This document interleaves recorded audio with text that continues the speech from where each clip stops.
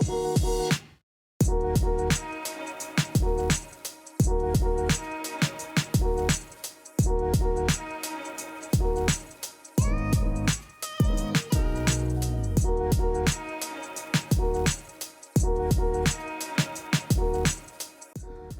everybody, before we get into this next episode, I just wanted to say a few words about our sponsor. We are absolutely delighted to have this episode sponsored by sportingbounce.com. This is a trusted directory connecting you with qualified and in-training sports psychologists across the UK and Ireland. So if you're looking to improve performance, boost confidence, manage pressure or support well-being in sport, you'll find the right professional there. You can search by location, sport or specialism and even choose between face-to-face or online sessions. Really importantly, every psychologist listed is verified and working to recognise professional standards, so you know you're in good hands. Take the next step with your sporting success. Visit sportingbounce.com and connect with sports psychologists who can help you unlock your full potential. That's sportingbounce.com, sportingbounce.com, helping athletes perform better, feel better and thrive. We hope you enjoy the episode, guys. Okay. Hi everyone, welcome to some very short, quick episodes of Rationally Speaking. In this episode, we're going to try our best to articulate some very common themes and concepts within REBT. And we're going to try and do it in like 60, 90 seconds. I'll use my stopwatch. We're going to be that official. Well, you've got to do it properly. Do we have to do it properly? Or do we just... Well, what happens if we don't? Would it be awful if we didn't? I think if you don't do it properly, then it diminishes your self-worth. But not yours? No. Okay. Nothing can diminish mine. You are bulletproof? Yeah. Okay. There you go. There's another song. I'm worried about you. You're worried about me? Yeah. Okay. About this diminishing your self-worth. Right. And me having to pick up the pieces after we finish recording. We could go on about this all day. I was going to say you're motivated then by your own emotion, Martin. It's just about, you're not interested in me. You're interested in you having to pick up the pieces and the hassle that would bring. Yeah, pretty much, yeah. So, what I'll do, you go first. I'll ask you a question, and in 60 seconds, or we'll give you 90. You can have up to 90. You got to answer the question, okay? Right, you ready? No, yeah, look. Martin, what is REBT? REBT stands for Rational Emotive Behaviour Therapy. It is a cognitive behavioural therapy that was developed in the 1950s by Dr. Albert Ellis.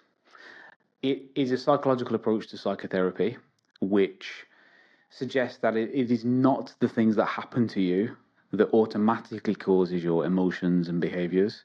It is how you think about what's happened to you. And specifically, it suggests that there are certain beliefs and ideas and philosophies of life which generate unhealthy, maladaptive emotions and behaviours. And there are a set of rational beliefs, ideas, philosophies which generate healthy, adaptive emotions. And it seeks to help individuals to develop rational ideas and weaken irrational ideas. 59 seconds, mate. Boom. Look at that. 59 seconds. Someone's a spot on in a minute. That's what you get with me. Okay. You know what I mean? You set me a goal, I'll smash it. Wonderful. Okay. Do you know what? I want to crack at what is REBT? What REBT is. But you've heard mine. You're just going to repeat what I said. Yeah, but I think there's I might do that differently. Might come at it from a different angle. Only one angle. So be flexible, Martin. So I took 59 seconds. All right, let's see what I can do. Okay, you ready? We'll see. Do you want me to ask you the question? Yeah. Okay. Stuart Carrington, what is REBT? Go. REBT is a psychotherapeutic approach that works on the basic premise that it's not necessarily or solely an adversity that causes an emotional or behavioral consequence, but there is a go-between, a mediating factor within that, and those are our own beliefs. This is quite empowering for the individual because it gives them personal responsibility over their own emotional and behavioural outcomes as opposed to the adversity alone. So, for example, something negative might happen, say someone cuts you up in the car, then if we were to adopt AC thinking, we would think, well, that was an awful act, or that was frustrating that this happened, and now I'm angry because of it. Whereas we can try to dial down that emotional discomfort by suggesting that even though we would rather people drove safely, there is no requirement that they absolutely must, or no one must affront me in any way, or inconvenience me in any way. And by affording myself that personal responsibility, I can instigate change. What do you reckon? How do you think you did? Oh, I thought yours was better. Mine was definitely better. I knew that before I spoke, or you spoke. 1 minute, 5 seconds. So mine was a little bit. You made the mistake of giving an example. Okay. Should have cut that out. Should have cut this. And you didn't mention Ellis. So sorry, Ellis. Thanks for inventing it. We'll let viewers and listeners No, decide. you got AC thinking in there, which was good. Yeah. I thought that was an important part. I couldn't believe you didn't. I thought you were going to definitely bring this up. Oh, mate, I wanted to do it in 60 seconds. You just had reckless abandon and didn't take the rules seriously at all. Yeah. I'm a rebel. And that's what happens. Yeah. And we all suffer because of that. Okay. Ready to do another one? Okay, yeah. Right, I'll throw one out at you, okay? Yeah. You're like, yeah, good. I'll do another one. This is a good idea. Would you want me to do it? I can do another one. No, I'll do this. You do this one. Okay, right. You can do the first one next, then the next one first. I'll do the first one next. You can. The next one we do. Yeah. You can do it first. I'll do it first. Okay, fine. Yeah. Martin, what are irrational and rational beliefs? So irrational beliefs are rigid, extreme, and dogmatic ideas about things that we typically can't control. So we have demandingness, which is the assumption that because I want something, I must have it. We have awfulizing, which is saying that something's bad and therefore awful. We have frustration intolerance, which is saying that something's not just inconvenient, I can't stand it. And we have global evaluation, which is evaluating the whole self on the basis of one behavior.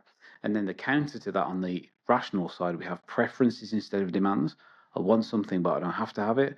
We have anti-awfulizing, it's bad but not terrible. We have frustration tolerance, which is it's inconvenient, but I can stand it. And we have unconditional self-acceptance, which is, yes, I failed, but I'm not necessarily a failure. I'm just a fallible human being, and I accept myself as that. Just got 6 seconds to spare, so just letting that run down, really. I couldn't put it better myself. There's nothing more to add. That's like a perfect summary of what. I feel like I should have used the 6 seconds for something. Pause between words, maybe. I mean, it was quick fire. Maybe you not ran out of breath. Maybe not gone bright red. Maybe not nearly die. Great to do that would be maybe, useful. But wonderful. I don't know. I should have defined irrational beliefs as flexible, non-dogmatic, and non-extreme. Well, it's not that you should have done. Well, yeah. If my goal was to explain what rational beliefs were, then I should have. As accurately as possible. Yeah. But I think as a general overview, in 60 seconds, you did a wonderful job. It's not bad. Yeah, it's good. Brilliant. I guess if I were to add one thing, it'd just be. Hang on. What? You get your opportunity. Would you want me to do it? Well, yeah. Okay, go on then. I need something to ridicule. Ready? So, what's the question? What are irrational and irrational beliefs? Okay, ready? Stuart Carrington, what are irrational and irrational beliefs in REBT? Go. Irrational beliefs can be described as dogmatic and inflexible beliefs that are typically characterized in these 4 ways: demandingness, i.e., I must have something; low frustration tolerance, e.g., I can't stand it if; awfulizing, so I must have something and it would be awful if I did not get it; and self-depreciation, I must not fail at this, and if I did, it would mean I am worthless. And then we have the alternative, which is rational beliefs, which by nature are flexible in nature, and they would be categorized as preferences over demands. So it would be nice if, I would like it if; anti-awfulizing, so I would like this, but it wouldn't be the end of the world if it didn't happen. We have high frustration tolerance. I wouldn't like X, but I could tolerate it. And then we have self-acceptance. So I would not like to fail, but failure in this task would not make me a loser or does not define my worth. Over again. 6 seconds this time. It's getting worse. But you can't rush. It's like I feel like it's like painting the Sistine Chapel, and you're going, oh, Stu, that's taking you 10 more minutes. You said you'd be finished this morning, and I'm like, I'm trying to draw Adam. Yeah, the counter argument to that is I did paint the Sistine Chapel in 54 seconds. So that's where your argument falls down. But you defined rationality, you used flexibility and non-extreme, which is good. Are you pleased with that? Because I have to have your approval. It's good, yeah. Okay, I like it. And I liked the. I think I probably spent a bit of time saying that demandingness was. It's not that you just want to have it; you also have to. And you did the shortcut of saying that it's just the demand that I must. I think we can get away with that. I don't think we always have to state that it's technically demandingness is the preference becoming the demand, but for most people in most parlance, it would be the demand, and the preference is sort of assumed to be there. Because why would you demand something you don't want? You know what I mean? I think you can always kind of not elaborate but elongate those statements a little bit to include the secondary irrational belief in them as well. And I think in practice. We typically do that, but for the benefit of that discussion, I think just to focus on irrational and rational beliefs, I think that was a nice overview. Okay. What's next? Right. So you're first next, so I'm going first. Okay, so the next one is, what are healthy and unhealthy emotions? Okay. What are, just repeating exactly what you said. What are unhealthy and healthy emotions? In REBT, healthy and unhealthy emotions aren't parallel to negative and positive emotions. Positive emotion being something like happiness or joy, and negative emotions being something like sadness or anxiety. So we can have negative emotions that are healthy, and we can have negative emotions that are unhealthy. And a healthy emotion will be categorized, by their adaptivity. So do they have adaptive behavioral and emotional consequences? So for instance, say if we fail at a task that we are particularly invested in and care about, failing our driving test, something like that. So we might feel sad at that failure, and that sadness might drive us to practice more, to try to avoid that feeling of sadness next time. So that sadness wouldn't necessarily be categorized as unhealthy because it has a adaptive product. Whereas an unhealthy negative emotion following this might be depression. So I might start to self-depreciate because of it. I might think it's the end of the world that I didn't pass my driving test. And because of that, I avoid doing lessons again because I couldn't stand it if I were to fail it again. And that's not very goal congruent because I'm never going to pass my driving test by experiencing this emotion. Great for me. 1 minute, 23. Okay. I'm starting to agree with what my wife says now. That's the longest anybody's ever spoke about REBT. Go ahead, your go. I'm interested to see your It's quite hard to go second. It's quite hard to go second? Yeah. Why do you say that? Because I've listened to yours and I'm thinking, okay, I'll take bits and pieces of that. Well, you can do that. I'll amalgamate it into my thing, but I should just do my thing. So you prefer to come up with a clean slate? Yeah. We don't live in a social vacuum, Ryan. No.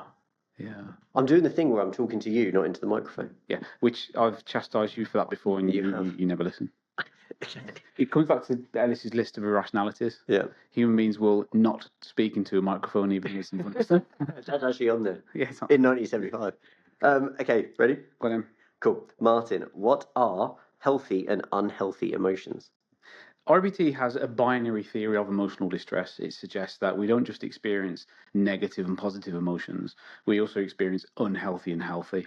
So in the negative emotions, healthy emotions are those that help us towards our goals, and unhealthy emotions are those that take us away from our goals.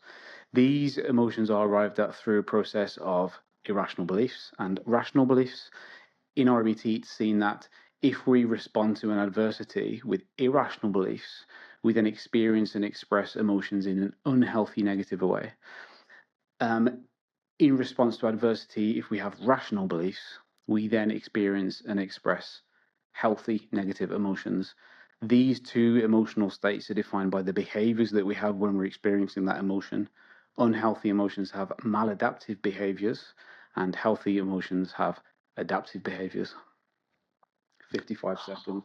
Good. I need to be using these seconds, though. I could get extra stuff in. Do you know what I liked about your one though? I liked how you related the emotions to the belief. So I kind of You did that bit. Did I? You did. I thought you mentioned LFT. You said I can't stand it. Oh, and okay. It might lead to an unhealthy.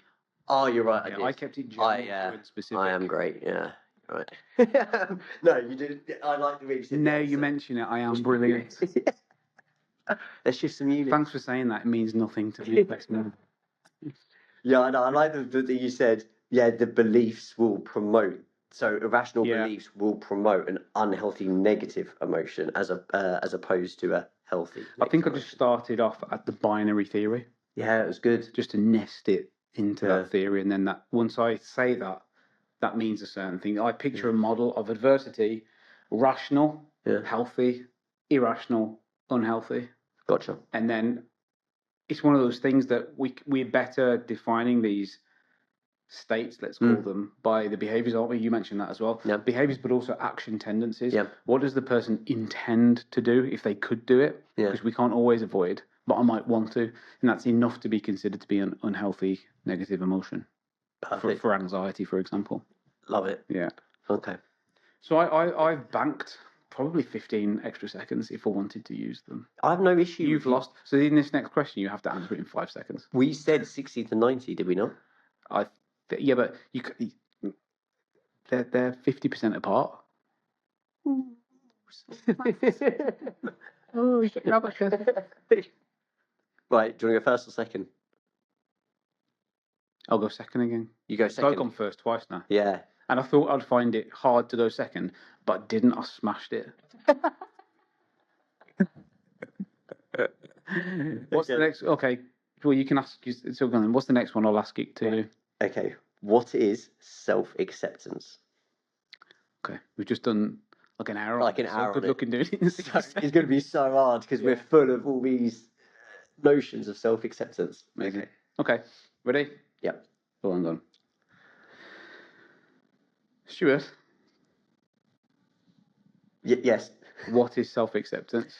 In REBT, self-acceptance is the notion that there are no actions that can totally, globally, and definitively define us.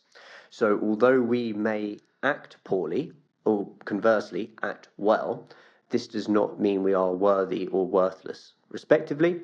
And if we do something that is worth less, this does not mean that we are worthless as a result.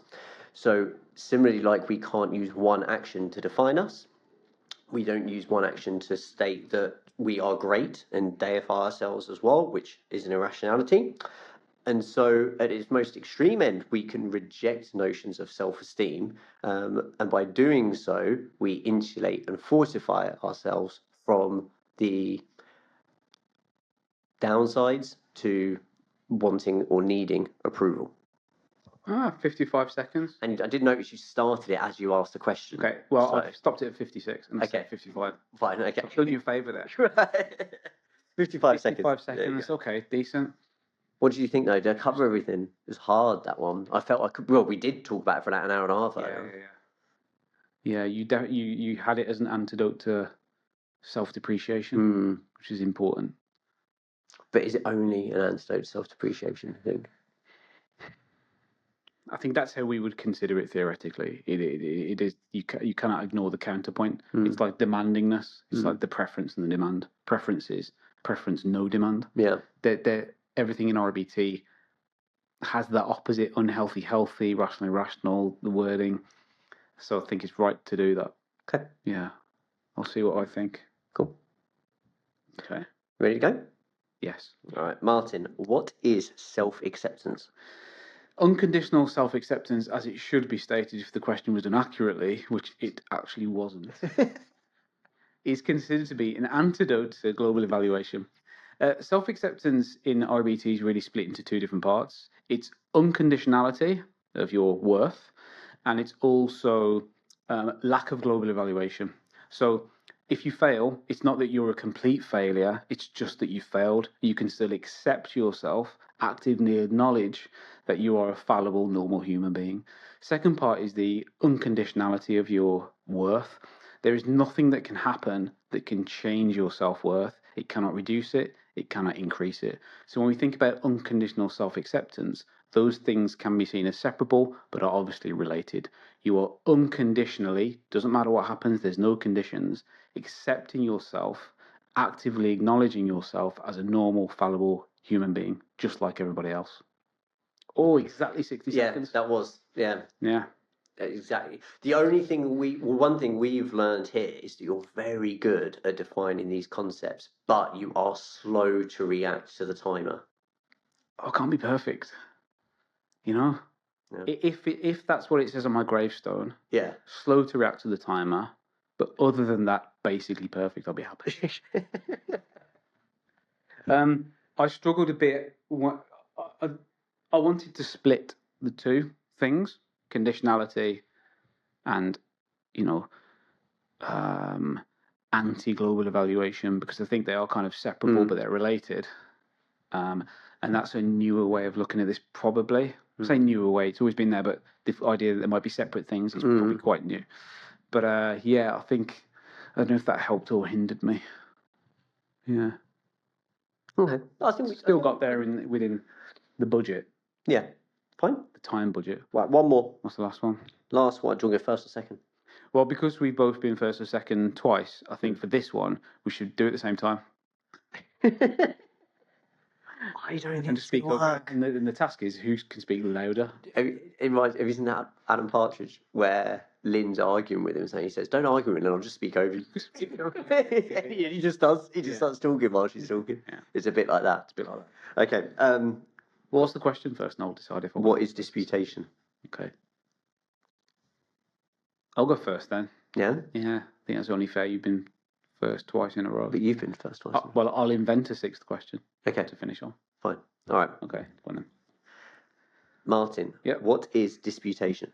So disputation is a process within REBT that we are trying to weaken irrational beliefs and strengthen alternative rational beliefs. Typically in REBT, we are disputing in three different ways. We're asking questions about empiricism. Where's the evidence for this belief? We are questioning the logic. Is this belief consistent with reality? And we're questioning the function or the pragmatics. Is this belief serving you? Is it helping you? The idea is that with irrational beliefs, they're non-empirical, they're not logical, they're not serving you. Then you start to develop and promote rational beliefs, which do meet that criteria. They are based on evidence, they are logical, and they are actually helpful for your long-term goals. Speaking to long-term hedonism there for bonus points. 46. That's quick. I must have missed some stuff there. I mean, just to nitpick, I thought you ventured into E there. You started talking about establishing new beliefs. I did, but the only reason, one of the reasons I did that is because D is applied to both the irrational and rational. Yeah. So I get why. In there. Yeah. But I probably, with the extra 15 seconds, I would say, I'll crack on. I'll use my 15. Those are examples of cognitive disputation, but we also have behavioral assignments we can set people as well. So, for example, what behaviors can we ask them to perform which might dispute their irrational beliefs? So if they have a belief that they can't stand public speaking, I might ask them to go and publicly speak. No, I've now ruined it. Busted. Yeah, it's like getting 22 in blackjack. Yeah. I'll keep with my original 45. Okay, cool. All right. Well, I'll give it a crack. I'm interested to see which direction you take this. Yeah, I think what I was thinking was, before you spoke, there was some things I was like, oh, well, okay, I was going to talk about that, but then there are some bits that might be a bit different. All right, then. We'll see. Ready? Okay. Yep. What is disputation? Disputation is the D part of the GABCDE framework, and it's the process by which the practitioner will start to challenge some of the beliefs of the client. And this typically represents or reflects, if I can say one of those, the elegant solution in REBT, which is where we would try to enable the client to get better as opposed to feel better. So feeling better would just be to focus on the C, whereas disputation would be to challenge the B's of the particular client. In order to challenge, we typically take kind of 3 tracks. So the first one would be empiricism or truth. So is the belief true? The second one would be logic. So it doesn't necessarily follow that because you want something, you have to have it. And the final part would be utility. So is this belief helping you? We would progress the disputation into the E to establish new beliefs. So we don't just leave someone with this kind of empty vacuum. We have to try to replace those beliefs with something. And to dispute, we can look at philosophical change, we can look at cognitive change, and we can look at behavioural change. 103. Okay, not bad. Yeah, not bad. It would have been a minute if I could actually say a word. If I could say reflect. I would say you got some nice bits in there. I think clearly, there's some good bits and pieces there. You were going to say mine's better then, but you held back. I think it was probably marginally better. Yeah? Yeah, I would say it's a bit more comprehensive than what I offered. But you did use the extra time to do that. I just arrogantly stopped at 45 seconds, thinking the job was done. So I think there was probably a bit more detail around what you did. I like the simplicity of saying, "Is the belief true?" I think that's good. But rather than going, where's the evidence or where's the data, which is probably a harder concept for people to think about, because where's the data? It's a strange thing to ask somebody. Is it true is good because we know irrational beliefs can't be true. So is it true? It has to be answered with no if it's irrational, because it can't be. So we always know that the answer is going to be no.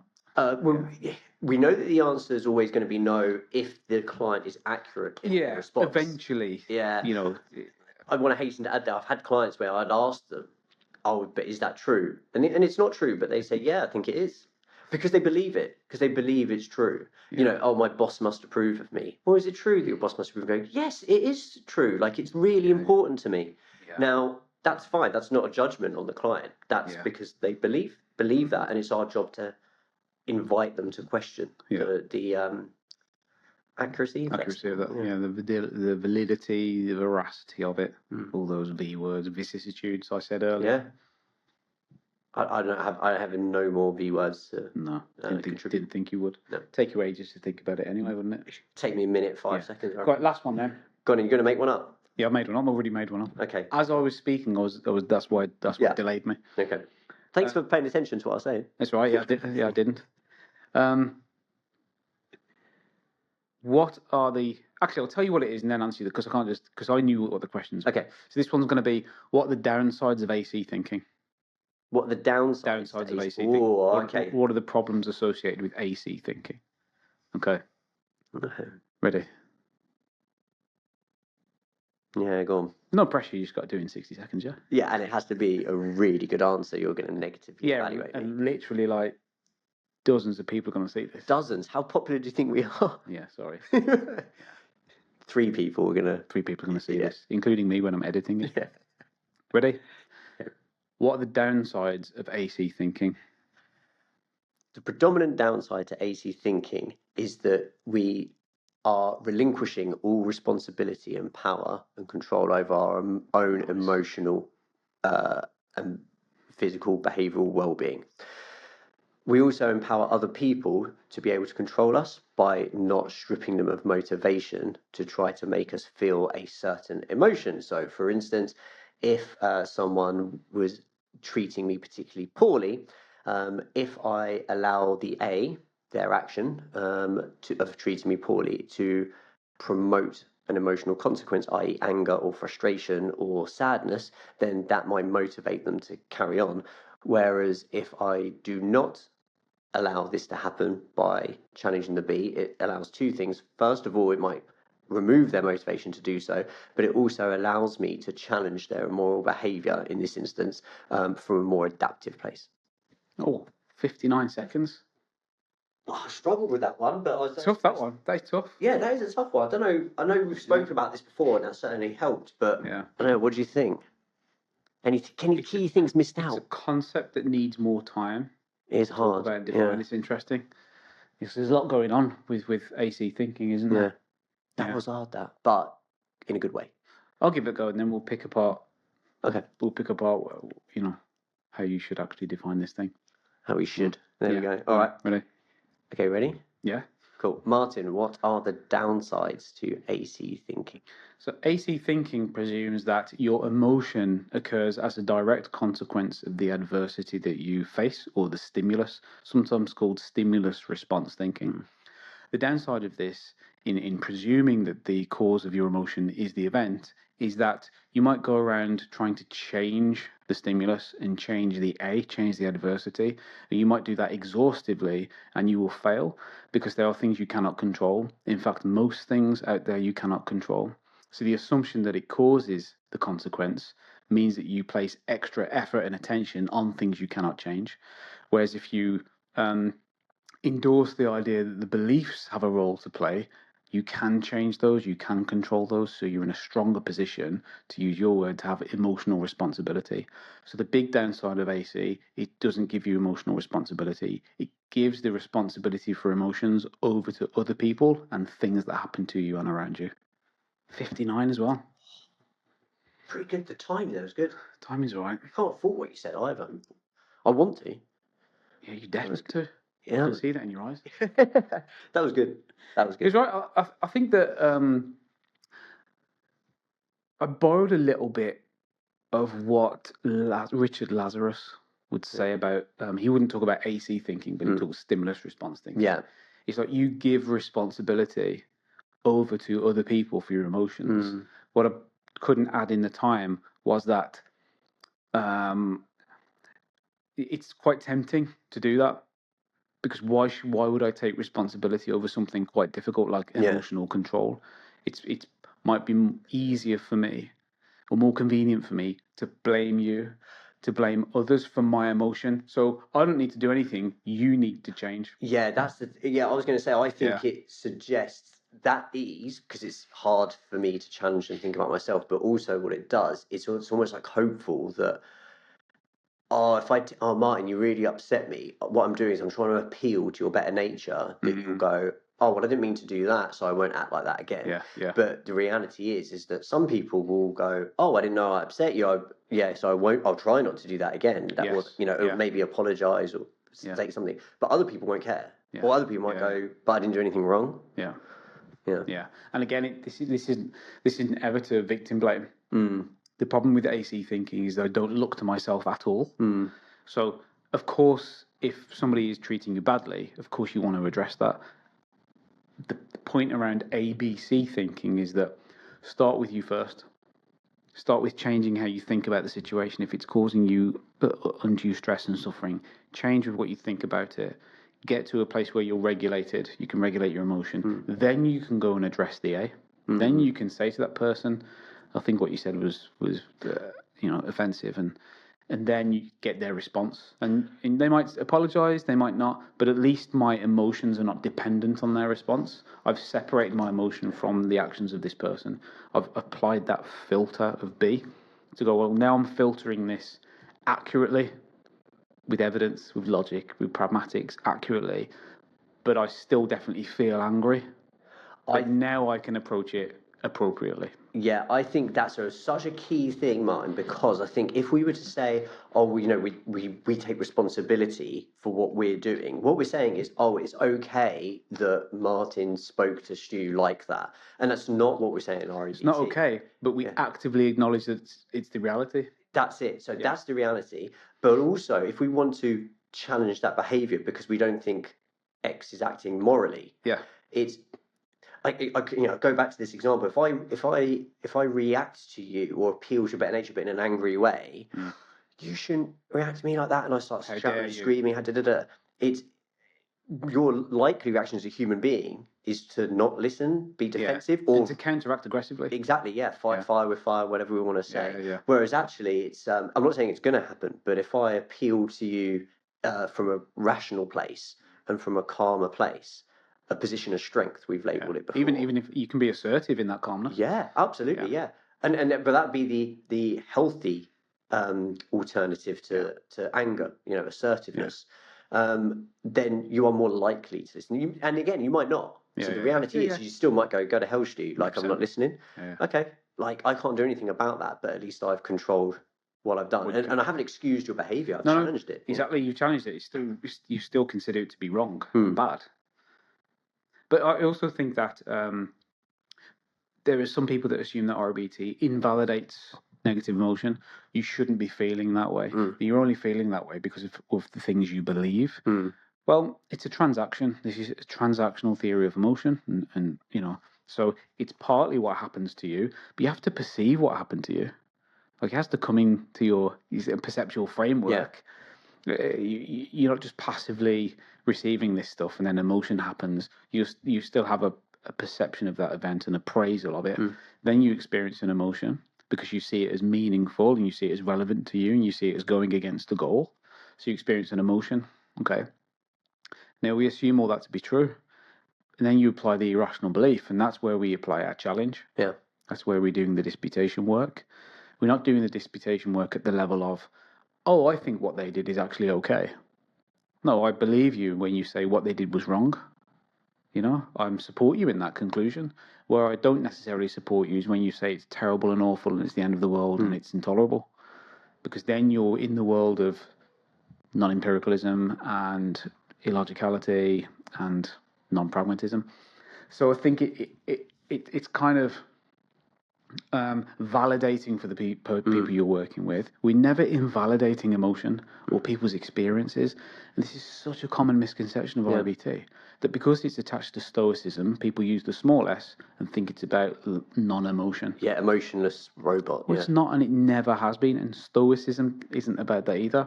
It feels like a confounding, like a catalogue of confounding errors and assumptions about REBT that lands us in a place where people will speak and write about REBT in a way that is nothing to do with REBT. It's like, what can you do other than try to write about it and speak about it accurately, as I hope we are doing in this podcast? I hope we've done it justice. It's very difficult to do that in 60 seconds because, as regular listeners will know, we can spend a long time talking about these concepts. The thing is, Stu, I know so much. It is actually how much you know about something is really tested when you're asked to do it concisely. They call it the elevator pitch. Yeah. And it's really difficult, isn't it? Because you think you know something until you're asked to boil it down. Then you realise, do I really know this as much as I think I know it? And that's why these tasks are quite difficult, aren't they? For me, it goes the other way. It's like the more you read, the less you know. But that doesn't mean, I don't know what I'm talking about. What it means is the concepts are so nuanced and you can dig deeper, which Ellis did and wanted others to do as well. Well, I could have done this better 10 years ago. Oh, absolutely. You see what I mean? When I knew a bit less. Yeah.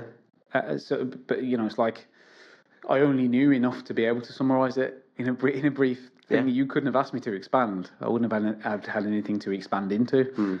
But now you can expand. It makes it more difficult to really boil this down. And we need to boil it down because it's important to communicate these ideas as simply as we possibly can when it's relevant. Obviously, this podcast is built on me and you going off on tangents and talking about these things at length because it can be done, and therefore that's what we're interested in doing. But we'll try this again with some other more difficult questions. I enjoyed it. Thanks so much. Thanks very much for listening, everybody. Hope you enjoyed it. I assume you enjoyed my 60 seconds more than Martin's, but doubt it. But nothing else to add. Well, just please like and subscribe and watch the other videos. There's loads of stuff. We've got stuff on theory, specifically about the history of REBT and the theoretical aspects that we've talked about here a little bit, but in obviously greater length. There's stuff where we apply this to media. We've just done a piece where we talk about songs, and we use athlete examples quite frequently. And also just, talk about the stickier, messier aspects of REBT at length and see if we can kind of make sense of this sort of, it sort of seems like a simple theory, but it's actually quite complicated. Yeah. Do you know what we should do one time? We should do like a role play, like REBT in action or applied REBT, something like that. What would you be? What would I be? Yeah. Did you mean in the role play? In the role play. I wouldn't be the client because I'd like to role play sort of, I'd like to make it as challenging for you as possible. Like I'd like to make your life as challenging as possible. Yeah, you've succeeded. So well done. Thanks very much. Thanks everybody. See you in a bit.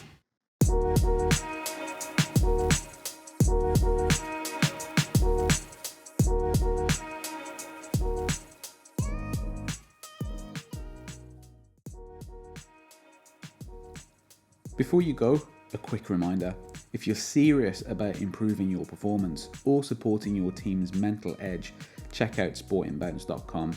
It's the go-to directory for finding qualified sports psychologists across the UK and Ireland, whether you need in-person support or online sessions that fit your schedule. From building confidence and focus to managing stress and recovery, sports psychology can make a world of difference. So don't leave your mental game to chance. Visit sportingbounce.com today and start your search for the right professional to help you excel. That's sportingbounce.com, your connection to expert sports psychology support. See you in the next episode, everybody.